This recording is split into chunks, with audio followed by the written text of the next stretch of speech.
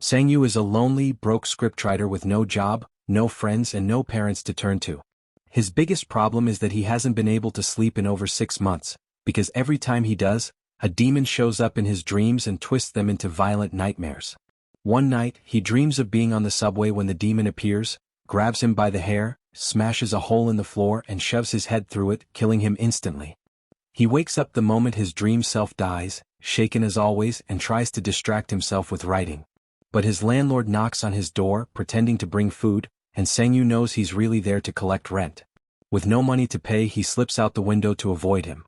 Wandering the streets, he thinks about all the experts he's gone to for help: psychologists, doctors, scientists, even religious people. They all had different theories about dreams, but not a single one had a real solution. Hungry, he stops at a street stand and asks for a crepe without eggs since that's all he can afford, but the kind vendor throws in an egg for free. As Sang-yu waits, he glances across the street at the cafe where Hua, the girl he's had a crush on for years, works. He first saw her back when she was singing with her band at a bar, and he's been captivated by her ever since. Just as he sits down to eat, his manager Sanji shows up out of nowhere, scaring him so badly he drops his crepe. He tries to run but he's too weak and Sanji eventually corners him. Dragging him to a restaurant, Sanji scolds him for missing deadlines and not respecting his contract. Sang-yu tries to explain that his insomnia makes it impossible to focus, but Sanji doesn't care. He demands a script in 10 days or else. When Sang-yu returns home, he finds all his belongings thrown into the hallway. His landlord has finally kicked him out. With nowhere to go, he heads to a cafe to try writing, but hunger overtakes him and he dozes off. The demon appears again, wraps chains around his neck, and smashes his head against the table until he dies in the dream. He wakes up the next morning in shock, only to find that his laptop, his most important tool, has been stolen. Feeling hopeless and unsure if he can even tell dreams from reality anymore, Sang-yu texts Sanji saying he's going to kill himself and reunite with his parents. He climbs to the roof of a building across from Hua's cafe, ready to jump. Just as he steps onto the edge, the crepe vendor interrupts him with an offer of free food. Sitting with him on the rooftop, the man talks about how people see death and dreams differently, then gives Sang-yu a piece of advice. When he's trapped in nightmares, he should tell himself, "I'm dreaming." That way he might wake up faster. That night, Sang-yu pawns his phone to buy some food, but when he leaves the store, he runs into Hua herself. She shows him concern but something feels wrong. Suddenly, she transforms into the demon, who slams him against the glass of the shop. To the clerk, it looks like Sang-yu is having a breakdown. But the demon grabs him, stabs him with a sword, and hurls him through the window. He remembers the crepe man's words and shouts, "I'm dreaming." Instantly, he wakes up in the middle of being thrown. He isn't stabbed, but shockingly, the demon's sword is still in his hands in the real world. He bolts from the scene before the ambulance arrives, then spends the night in a park, examining the sword and making sure he's awake. In the morning, he tries selling the weapon at a flea market, but all the eager buyers tip him off that it's worth a lot. He takes it to a pawn shop instead, where he learns it's valued at 20,000. With the cash, he splurges, buying a new computer, dining at a fancy restaurant, and checking into a luxury hotel. That night, he swallows sleeping pills, waiting for the dream to begin again. The nightmare picks up right inside the hotel. He wanders the hallway, grabs a vase and says, "I'm dreaming." Nothing happens.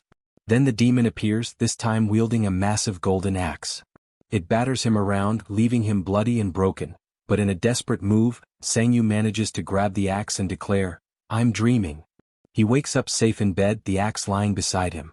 He sells it for another fortune and spends it just as fast, buying stylish clothes, a car, and blowing money on drinks with women at a bar. But when he returns to his hotel, he politely pays for their cab and goes inside alone. That night, he tries something new. Before sleeping, he studies pictures of a famous museum and sure enough, his dream takes place there. He admires the antiques until the demon appears again, this time with a gun. Sang-yu scrambles, dodging bullets, but the demon eventually catches him and shoots him dead.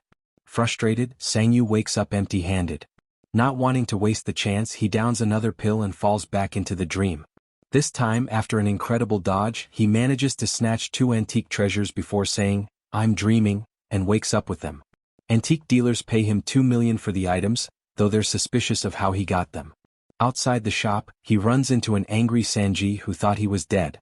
Sang-yu takes him to an expensive restaurant, pays back what he owes and tells him he's done writing. The next day he finally goes into Hua's cafe. After ordering a latte, he asks if she remembers him, but she doesn't. When he asks why she's selling the shop, she explains it's drowning in debt with barely any customers. Later, Sang-yu drinks with Sanji, who keeps pressing for the secret to his sudden wealth. He takes Sang-yu back to his hotel and pretends to leave, only to sneak back in and peek at his wallet. He's shocked when Sang-yu suddenly wakes up clutching golden chains, evidence of another dream score. Now that Sanji knows the truth, he begs to be part of it. Sang-yu considers the idea, and soon they're working together. The next day he buys Hwa's cafe, letting her keep running it while he covers the losses. Grateful, she invites him to dinner, where she hints that she thinks he wants more than just a business partnership. From then on, their arrangement grows. Sang-yu dives into dream heists while Sanji protects his body in the real world. His dream adventures get bolder. He robs banks, learns to fight the demon back, and even discovers he can move objects with his mind. He starts bringing bigger things into reality like a flashy red car. Meanwhile, Hwa's cafe suddenly fills with customers, thanks to Sanji paying people on the street to stop in. Sang-yu even drops off a bag of money for the crepe man, thanking him for his kindness. As his connection with Hwa deepens, he begins walking her home each night after work. One evening he even lets her drive the red car, telling her it's hers. Impressed, she assumes he must be a wildly successful scriptwriter. As Hwa drives through the night, Sang-yu remembers the very first time he met her after one of her shows. He had seen her crying after an argument with her ex, and from that day on, he quietly followed her to the movies a few times, never working up the courage to say anything.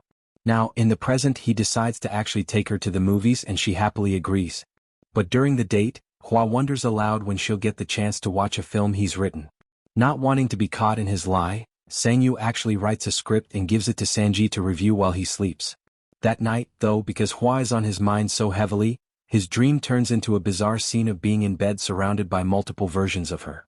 He wakes himself up quickly, embarrassed by the dream, only to find Sanji crying over how incredible the script is. That marks the start of their new plan. They sell the script to a movie company, even investing their own money to hire the biggest stars and guarantee success. The film launches with a huge celebration, and Sang-yu takes Hwa as his guest of honor. At the dinner, there's even a staged presentation about his supposed career, claiming he wrote many successful films but never took credit for them because he wanted to travel the world. It's all made up, but everyone believes it. A few days later, during another dream, Sang-yu discovers something strange. He finds the body of a meditating monk.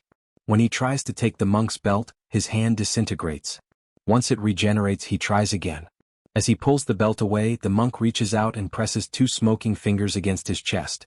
Sang-yu doesn't seem too worried, but the monk and the treasure soon dissolve into dust, leaving him unsettled. In real life, Sang-yu begins to grow closer to Hwa. One evening, he takes her to the same rooftop where he once nearly ended his life, only now he has arranged a fireworks display just for her.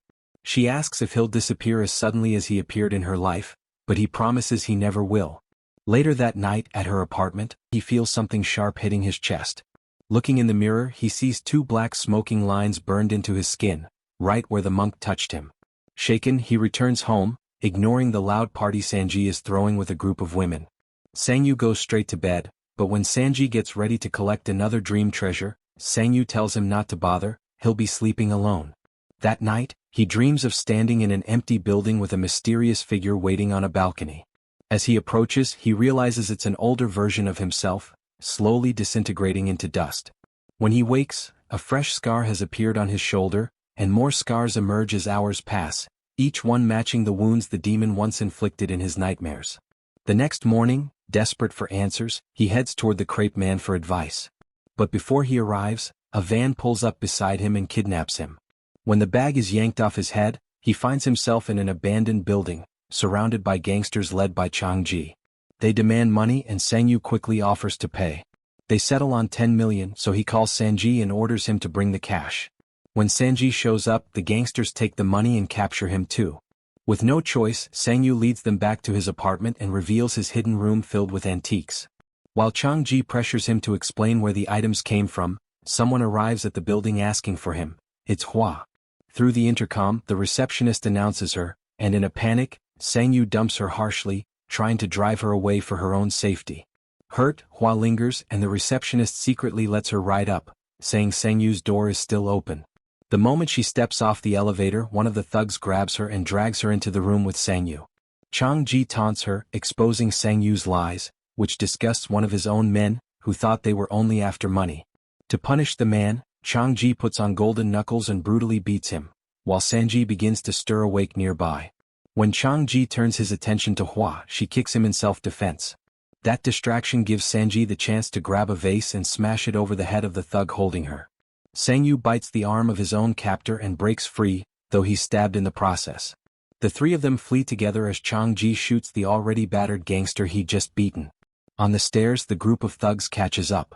Sang-yu is stabbed again, and Sang-ji makes the ultimate sacrifice, staying behind to fight them off while Hua and Sang-yu escape. Tragically, he's no match for the trained men and is beaten to death. Upstairs, Sang-yu and Hua are caught again, beaten mercilessly, even after Sang-yu stabs one of the men in the back. Both eventually pass out. When Sang-yu regains consciousness, he's no longer in the real world but standing in strange ruins, his body covered in a black substance that fades as he moves. He touches a glowing archway and is bombarded with visions of his past few months, both his real life and dreams, along with a haunting image of another version of himself being taken away by the ambulance outside the convenience store that night. When the vision ends, he stumbles into a chamber with a massive crystal wall. He pounds on it, chanting, "I'm dreaming," until he collapses from blood loss. His body begins to morph and he transforms into the demon. Holding a machete, he smashes the crystal wall and relives twisted versions of old memories, lashing out at his landlord, striking Sang-ji. The wall finally shatters, and the demon emerges in his apartment, slaughtering all of Chang-ji's thugs with terrifying ease, conjuring weapons when needed. Then the demon turns on Sang-yu himself, ready to finish him. Weak and fading, Sang-yu whispers, "I'm dreaming." In an instant, every antique he ever pulled from the dream world vanishes, disappearing from his apartment and even from the homes of the wealthy collectors who bought them. He collapses, unconscious. When he wakes, it's as if time has reset. He's back on the night outside the convenience store. This time Hua finds him. She recognizes him from the concert years ago, feels pity and brings him home. She cooks him noodles, giving him real food for the first time in a while. As he eats, she tells him she once read one of his stories in a magazine and thought it was excellent. All he needs, she says, is a bit of luck. Until then, she offers him work at her cafe. Overcome with emotion, Sang-yu breaks down crying, realizing Hua has always known he was watching her from afar. Later, while they're working together at the cafe, Hua surprises him with a gift, a brand new laptop so he can write again. Grateful, Sang-yu decides to meet with Sang-ji at a restaurant to return the money he owes. He explains he doesn't want to write on demand anymore, he only wants to write what he truly feels. But instead of taking the money back, Sang-ji refuses and even hands him more. He's managed to sell one of Sang-yu's old scripts. To celebrate, Sang-yu insists on paying for their meal. Days later, finally content, Sang-yu visits the crepe man again. He orders food, but this time the man returns all the money Sang-yu had left him earlier. Then he lifts his shirt to reveal a scar across his stomach.